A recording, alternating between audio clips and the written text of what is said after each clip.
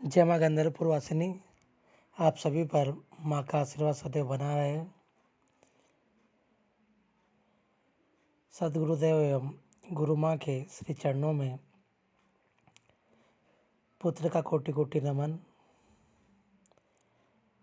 भक्तजनों, अगर हमें जीवन में साधना आराधनाओं के माध्यम से सिद्धियों को प्राप्त करना है तो हमें हमारे जीवन में बहुत से बदलाव करने होंगे। जब तक हम हमारे जीवन में बदलाव नहीं करेंगे, स्वयं को बदलेंगे नहीं, हमें भक्ति के मार्ग पर अनुभव प्राप्त नहीं होगा। हम जो पाना चाहते हैं वो पा नहीं सकते जब तक हम हमारे जीवन में बदलाव नहीं करेंगे। मैंने एक बात पर रिसर्च करी है। जो लोग काफ़ी समय से साधना तो करते आ रहे हैं लेकिन उनको सिद्धि नहीं मिली, या तो उनका आचरण खराब है, ग्रह नक्षत्र का पंगा है, या फिर पितृ आदि की समस्या है, तो समझ में आया कि ये लोग सही से मंत्र का जाप करते ही नहीं हैं। मैंने एक व्यक्ति को पकड़ा और उन्हें बोला, आप 3 दिनों तक अपने स्टाइल, अपने स्वभाव के अकॉर्डिंग, जैसा भी आपको लगता है कि आप अ, कैसे पूजा पाठ करते हैं, कैसे जाप करते हैं, मैंने उनको ओम विष्णुवे नमः का जाप 3 दिन तक करो, या फिर आप माँ बगलामुखी का ओम बगलामुखी देव्य नमः का मंत्र का जाप आप करके बताएं आप कैसे करते हैं। 3 दिन बाद मैंने उनसे पूछा, आपने मंत्र कैसे किया? तो कहते हैं, मैंने 1 घंटे में 90 ऐसे 95 माला खींच दी और प्रतिदिन 100-300 करी थी। मैंने उनसे पूछा, कोई अनुभव हुआ, स्वप्न आया? तो कहते हैं, हल्का हल्का सा आया था लेकिन कुछ याद नहीं है। फिर मैंने उनसे कहा कि आप मुझे वीडियो कॉल पर अपने स्टाइल में मंत्र जाप करके दिखाओ।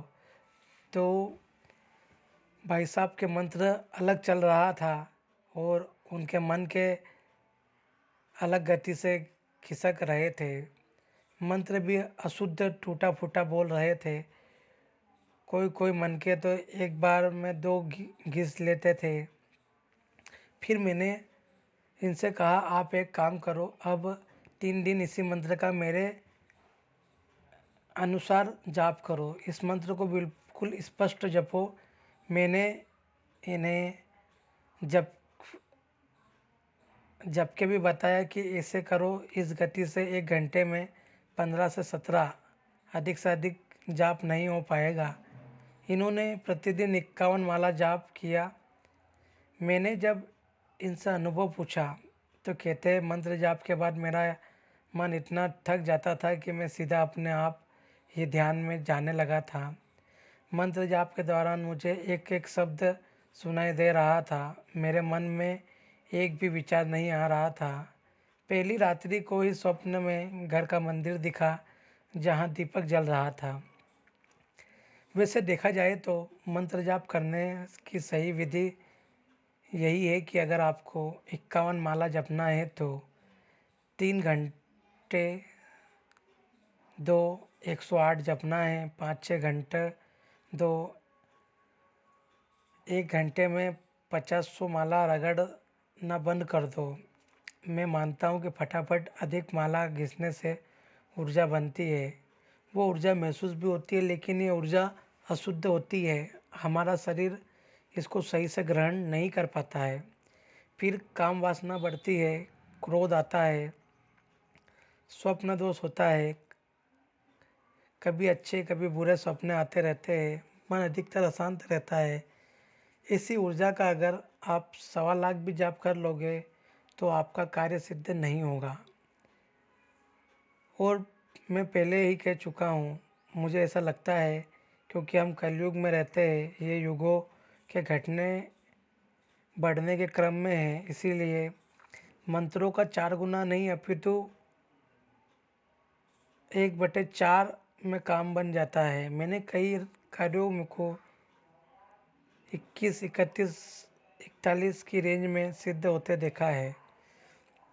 मैंने जो माता बगलामुखी की साधना करी है उसमें भी तो केवल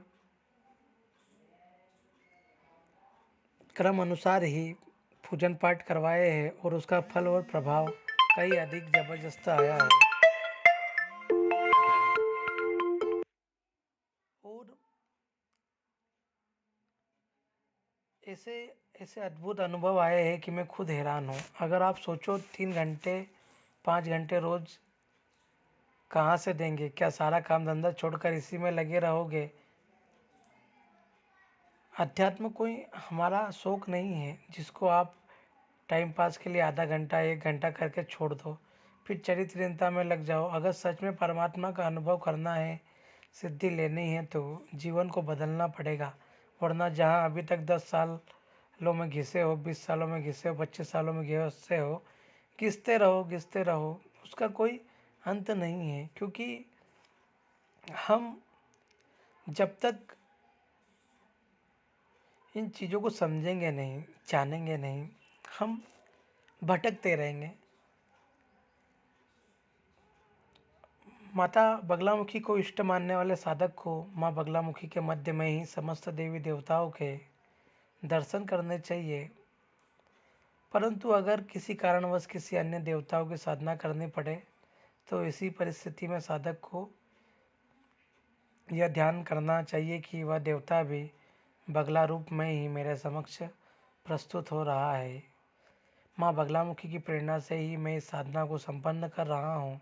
ऐसा ध्यान करने से आपके ध्यान की तरंगें जो बगला रूप पर दृढ़ हो गई है वह अन्य नवीन देवताओं की तरंगों की तरफ स्थानांतरित नहीं होगी और आप अपनी साधना में अवश्य सफल होंगे। क्योंकि अधिकतर हमारा जीवन में यही होता है कि हम जो भी हमें प्राप्त होता है उसको जल्दी प्राप्त करना चाहते हैं। ऐसा नहीं होता है। जब तक आप गुरु मार्गी नहीं होंगे, गुरु सानिध्य में क्रम अनुसार साधना आराधनाओं को पूर्ण नहीं करेंगे, आप भटकते रहेंगे। क्योंकि आपको ज्ञान तो कहीं से भी मिल जाएगा, लेकिन उस ज्ञान को सही उपयोग कैसे करना है ये आपको पता नहीं चलेगा। इसीलिए गुरु मार्गी होकर साधना आराधनाओं को करें, अपने जीवन में परिवर्तन करें और जो भी आप जीवन में पाना चाहते हैं उसको प्राप्त करें। जय माँ बगलामुखी, जय श्री महाकाल।